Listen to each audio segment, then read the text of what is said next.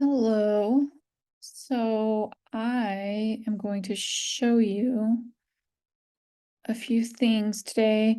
Um, all right, so hopefully you can see me and you can see my screen. And this is take control of your budget with a 30-day step-by-step checklist. If you would like to get this checklist, just DM me and I can send it to you, or maybe I'll add it to the files. I have a lot of files I have to add to Facebook right now. So basically, I'm Jennifer. I am Credit Mom, and I work with Credit Botox Business Solutions. And we do a lot of different things for companies and for individuals. One of the things that we pride ourselves on is helping people set up budgets or um, set up different plans for saving money or that type of thing, identifying credit issues, that type of stuff. So I thought I'd go over this really useful checklist. So week one, you should set aside for budgeting. Identify and list all sources of income. Identify and list all sources of your expenses. Plan how you're gonna spend your money and meet your financial goals. And then automate comment budgeting tasks to help eliminate boredom.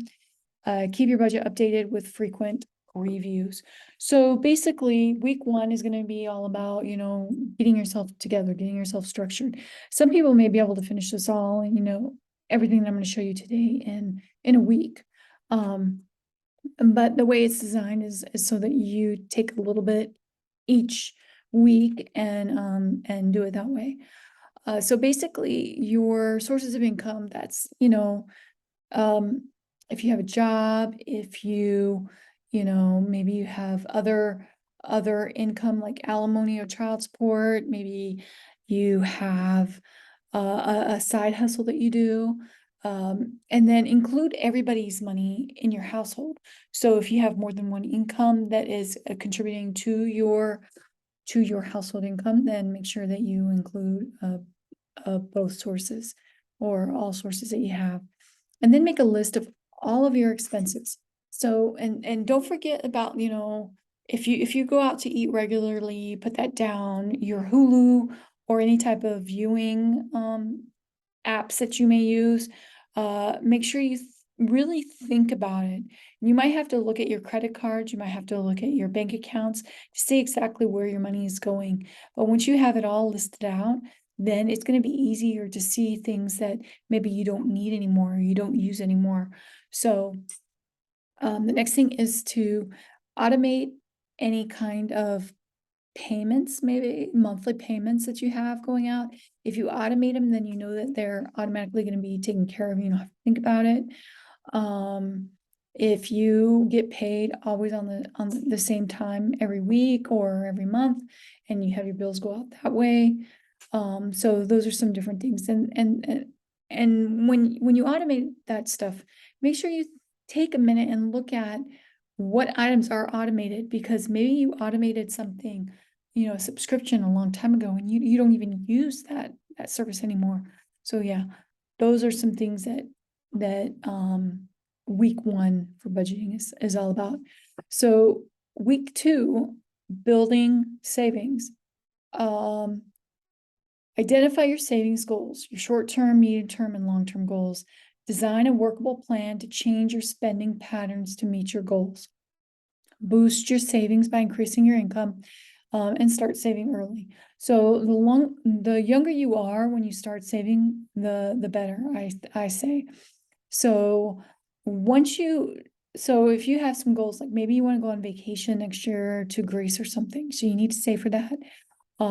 Maybe you want to buy a house in a couple of years, you need to start saving for that.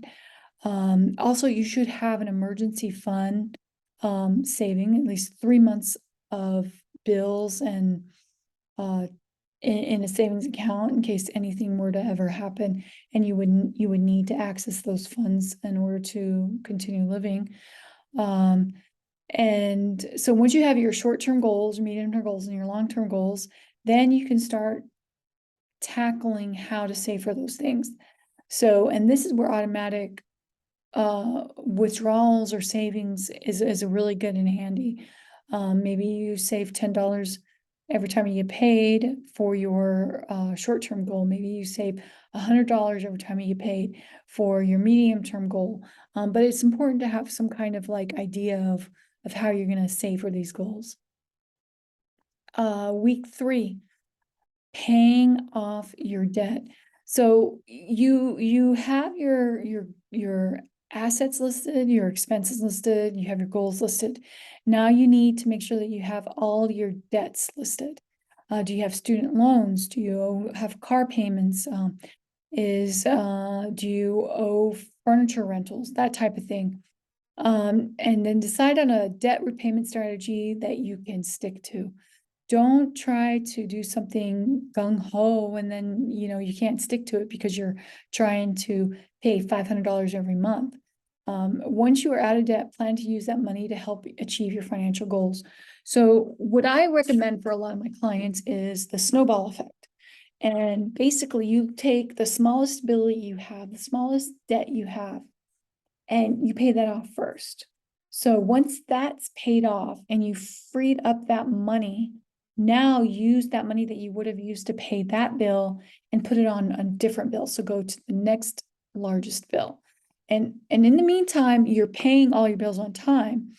But while you do it this way, so you pay off the small one and then whatever money you would use pay for that monthly, you pay it on your next largest bill.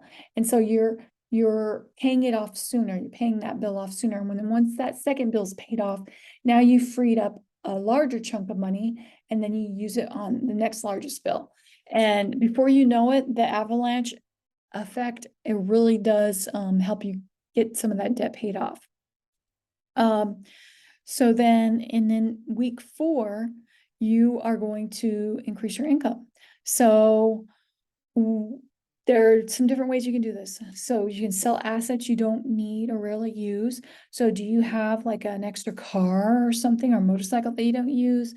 Do you have some kind of, I don't know, equipment that do you have workout equipment that's never being used?